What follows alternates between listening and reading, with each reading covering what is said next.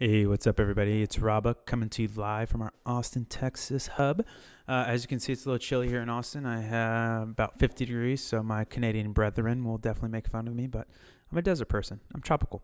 All right, with that being out of the way, we have a fun one for you today. So in this tweet here, I love Taylor, really wicked smart guy, blue flame thinker, just on top of it. And I think this tweet's fantastic, and it actually inspired a lot of nuance in tweets. So I just wanted to kind of synthesize that into a video form.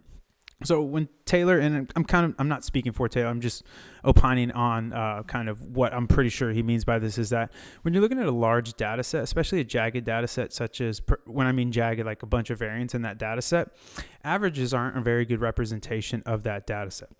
So with that being said, what do we use? We use what we call the 3 Amigos of AOV. So instead of giving you one slice of AOV, we're actually giving you 3 different looks at that data set to better understand what that actual purchase behavior is by the consumer, and a better, more representative data point when it's in conjunction with all 3. So let's go through all 3 of them. The first one is the mean, the second one's the median, and the third's the mode. So this is kind of like a mini statistics course, but trust me, it's not boring at all. And the 3 Amigos, anybody else that's old like me, we'll get the Steve Martin reference. Get hype, Steve Martin. Fantastic flick, by the way.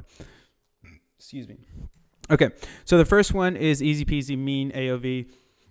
Just going to be the average of the data set. Like I said, to convert it, or to calculate it, excuse me, is just total sales over total orders. Pretty easy peasy. This is pretty much what most people know as AOV.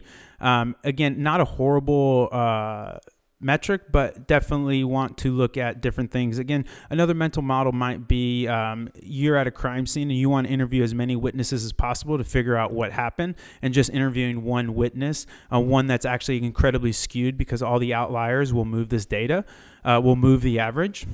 Will definitely not be the best way to solve that crime, aka understand what your purchase behavior is. So pretty easy peasy there. Again, this is just a really simple example of how to calculate it. You guys know how to do that, easy peasy. Okay, the next one is really cool. So this is going to be the median AOV. So this is going to be the center of the data set. 50% of purchase values are higher, 50% of purchase values are lower.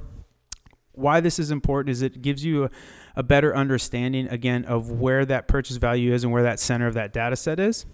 You can think of median as almost the midpoint of a hike. So no matter how long that hike is, no matter if you're hiking through terrain, up mountains, down mountains, whatever, it will always be the middle of the data set. And then to calculate it, it's a little, not complex, but ultimately you'll just rank order and then find the one in the middle.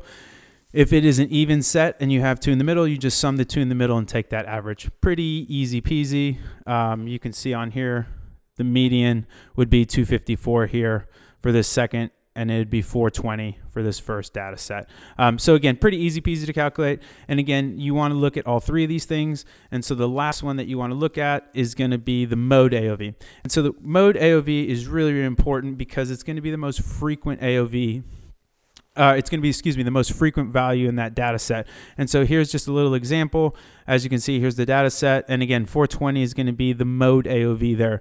Why mode AOV is so important is, let's actually jump in some examples. So here is a pretty decent distribution here. So you have your mean, your median, and mode. Everything looks great here. These are great economics. Again, another really solid data set. You have your median, your mode, your mean, really, really great economics. And then womp, womp, womp. Somebody tells you they have a $50 AOV. Okay, yeah, I can see that. But they have a basically $20 mode AOV. This is no bueno for paid media. This is really, really hard to make work on paid media. Another way to think of mode AOV and why it's so important to media buyers is if you have a bucket of purchase values, there's more mode values in there than any other value. So probabilistically speaking, if you reach down and grab a purchase value out of that bucket, it's probably going to be a mode value or really close to that. And so that's kind of, this is kind of the gift when that guy told me it was a $50 AOV. Like, yes, but not really. One last thing is actually really cool. So we have a really cool feature in Triple Whale where you can actually change the size of the distribution to get a little bigger understanding of where those values are. And so you can see like, oh, if I want to make it up like say a $10 or even $20 bucket, you can see, so a $10 bucket, it's going to be around $103 to $113. And then you can see these other distributions here. So that's really cool. And then the other thing is, if any of this was actually too fast or anything like that, we have a whole long form on Whale Mail about all three of ours.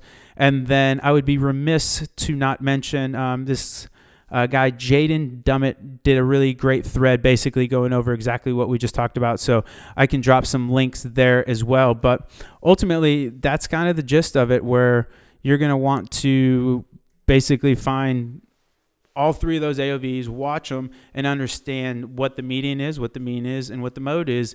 And you should really use the mode most important to understand where that purchase value is. Another thing you can do as well is in Facebook custom columns for Facebook ads, you can add total purchase value over total purchases, so you can actually see what AOVs your ads are actually driving as well. And so you can kind of keep everything in sync there to make sure that everything is netting out and the economics and the math work for you or your client. So if you have any other questions, definitely hit me up. I'm on the Twitters. And then, yeah, thanks again for stopping in. And that's all we have. We'll talk to you guys soon. Bye-bye.